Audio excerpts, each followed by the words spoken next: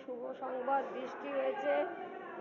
তো বলছেন কলিযুগে চারটে জিনিসের খুব অভাব।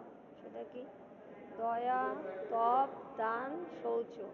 অর্থাৎ দয়া নেই, তপস্যা নেই, শৌচ শৌচ মানে শুচিতা নেই, শুচিতা নেই।